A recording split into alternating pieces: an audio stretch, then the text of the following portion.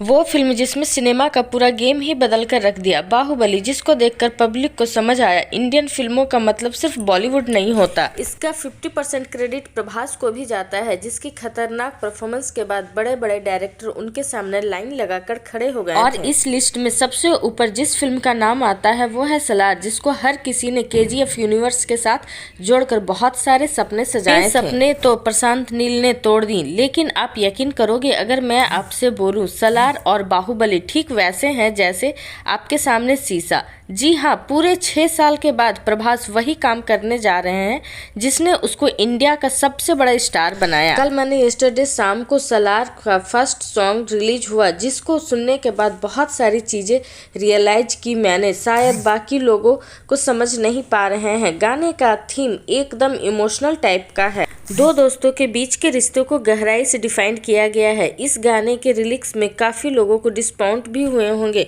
इस गाने को सुन के, क्योंकि उन्हें चाहिए था कुछ एक्शन टाइप का गाना, जैसे एनिमल का वो जमल कुदू वाला गाना है। यही तो असली गेम है गुरु, जो दिख रहा है वो है नहीं और जो है वो दूर दूर तक नहीं दिख रहा है। आओ समझाती हूँ। इस गाने को सुन के मेरे दिमाग में एक स्ट्राइक हुआ डायरेक्टर प्रशांत नील का रिसेंट इंटरव्यू, जिसमें उन्होंने सलार की कहानी के बारे में खुल के बताया है। दो दोस्तों की कहानी है जिसमें दोनों एक दूसरे के लिए जान देने के लिए तैयार होते हैं। बहुत ज्यादा इमोशनल कनेक्शन दिखाया जाएगा, लेकिन कैसे वो दोनों एक दूसरे जान लेने के पीछे पड़ जाते हैं, इसी में फिल्म का असली गेम छिपा हुआ है।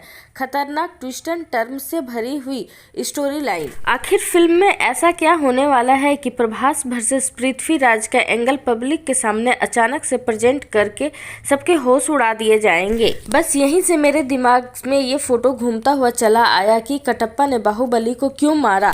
बाहुबली वर्सेस भल्लाल देव इंडियन सिनेमा में होने वाला सबसे क्लासिक पेस ऑफ है, जिसके एक पार्ट में राजा मौली जैसा डायरेक्टर भी फिनिश नहीं कर पाया, तो पार्ट लग गए थे इस दुश्मनी को उसके अंजाम तक पहुंचाने में। लेकिन अच्छे से याद होगा कि इसकी शुरुआत भी दोस्ती से ही हुई थी। कुर्सी का खेल था और सलार में भी सेम यही गेम चल रहा है। और जब से ये वाली थ्योरी सामने आई है कि सलार में प्रभास का सिंगल नहीं डबल रोल होने वाला है, बाप बेटे का सिगरेट एंगल डाला जाएगा, तो कहीं ना कहीं ऐसा फील होता है कि सलार का कटप्पा से शायद पृथ्वीराज होने वाले हैं, जो अपने बेस्ट फ्रेंड देवा को धोखा दे सकते हैं कुर्सी के लिए। बस यहीं से सलार पार्ट 2 की कहानी शुरू हो सकती है, जिसमें बेटा बाप का नहीं बल्कि ठीक इससे उल्टा बाप बेटा का बदला लेने के लिए कहानी में एंट्री मार सकता है।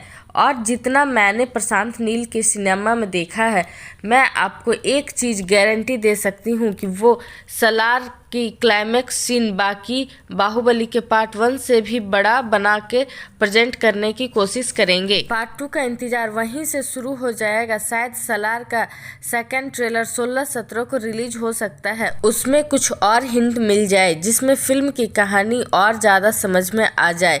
बाकी वीडियो में कुछ अच्छा लगा हो या बुरा लगा हो तो प्लीज़ हमें कमेंट करके बताएं और मिलते हैं अगली वीडियो में। तब तक के लिए गुड बाय।